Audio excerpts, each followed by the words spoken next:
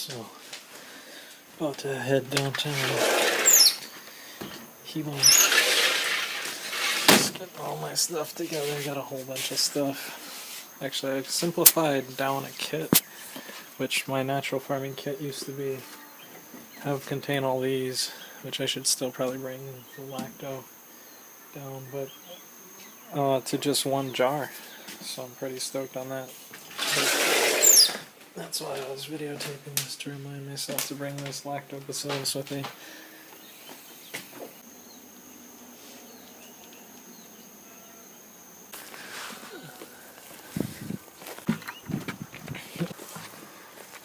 So what are they spraying?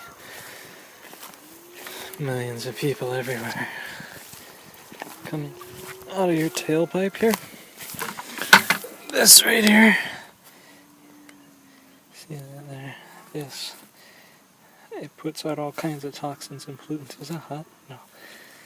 Puts out, so they say, they're worried about chemtrails up in the sky, up in the air. What about all the vehicles that are spewing just nasty toxins?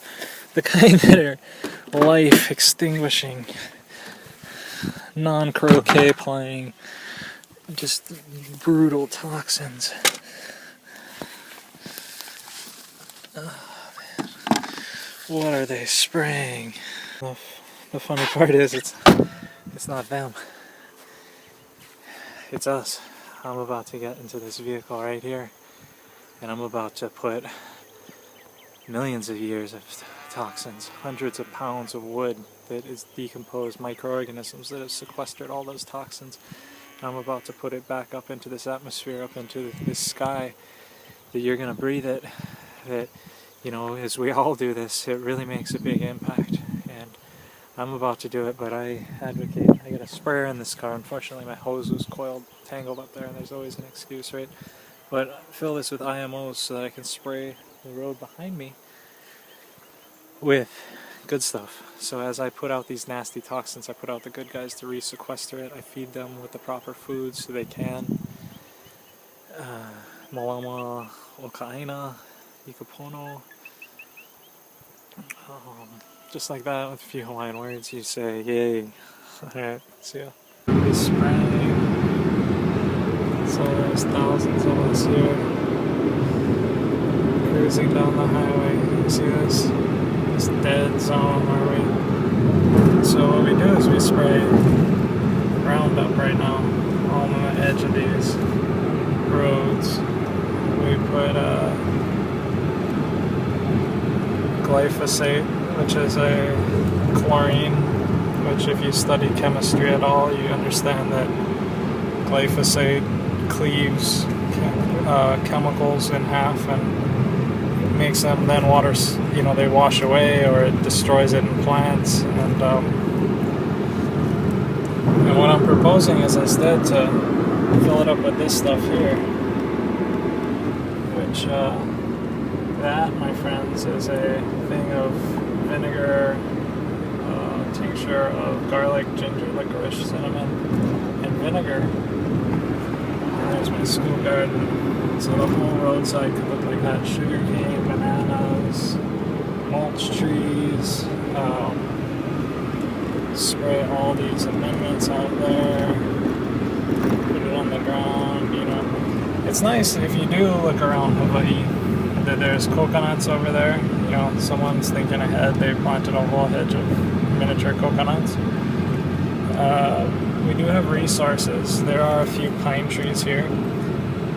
But a lot of our trees are, like guava there and sugarcane left over, but it's largely uncared for. And what I advocate and what I'm about to demonstrate is just start taking parts of the road. Like, if you want to farm that part right there, go for it. It'd be nice if the people that live there did it, and we had access that way, that we felt like we had access to our own lands. Because these are our lands. Like, don't let some other person and some corporation and some person who sits in a thing tell you these are not our lands. These are our lands. These are my lands. I was born here. But if you're not born here, there are ways to have land, I believe, in Pono ways. Like, part of owning land is taking care of the land. not through righteousness. The guy's owning the land right now. You know, look, we've empowered people to spray chemicals out of their tailpipe all over the Aina. We've enabled people to manufacture chemicals that are radical, that desecrate our roadsides. Yeah, it keeps it weed free. Yeah, I can zoom into Hilo in 15 minutes here. I'm gonna make it into Hilo in 15 minutes. But is that really worth it? Is it worth decimating the Aina? Is it worth where I cannot raise kids without cancer because I wanted to get there in 15 minutes? Is it worth spraying all this? Like, could we at least put policy in where we spray this? And I'm not saying maybe we don't need policy. That's something I was saying we don't need. I do it.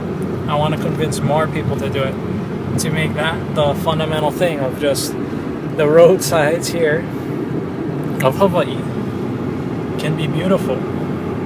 Are beautiful. Don't get me wrong. Like, there's bananas there. There's all kind. Like, already, like, we're about to pass by one of my favorite kalo things here. Yeah. So, and Kumu's house there, right? So we all live in these neighborhoods, but look at out front. It's all round up. You know, we need to build from the ground up. Ground up. All these guys, all these cars coming at us. Okay, I think you get the point. Thank you for listening.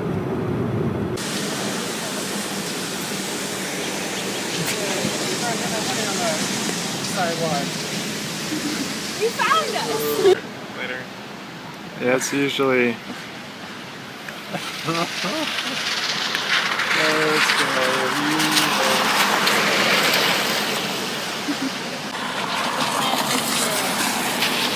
a little dark, but...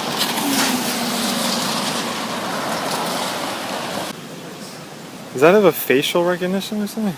Or is that... What the world are they spraying? IMOs, hopefully. So here to dose up my 2-gallon sprayer with maintenance spray, which I put 40 milliliters here. And now I'm about to put in some microorganisms. So again, I'm going to choose kombucha as a microorganism and lactobacillus. Wheezy. Hazy. Hazy. Hazy. Wait, Wheezy. I'll see. Cozy Mojo.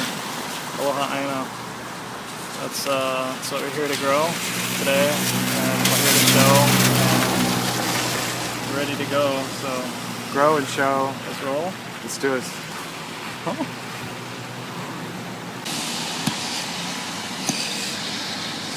Is that good?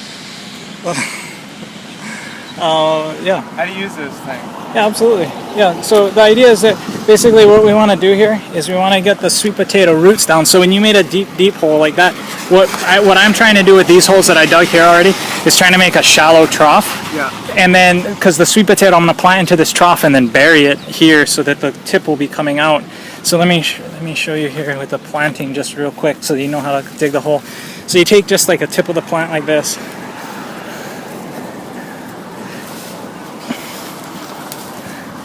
Pinch off the tip.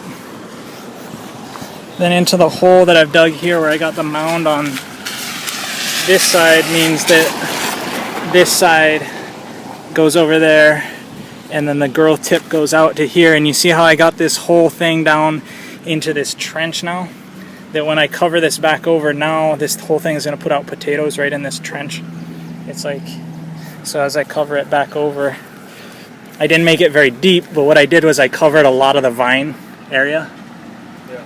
So the holes here you want to dig, instead of deep, are long, and then you're good. Okay.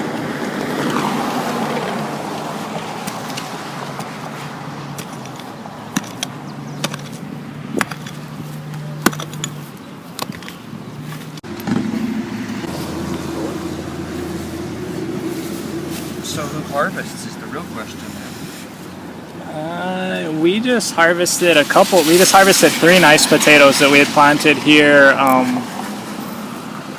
maybe 3 or 4 months ago. It was April like 24th. April 20th. April 20th, yeah.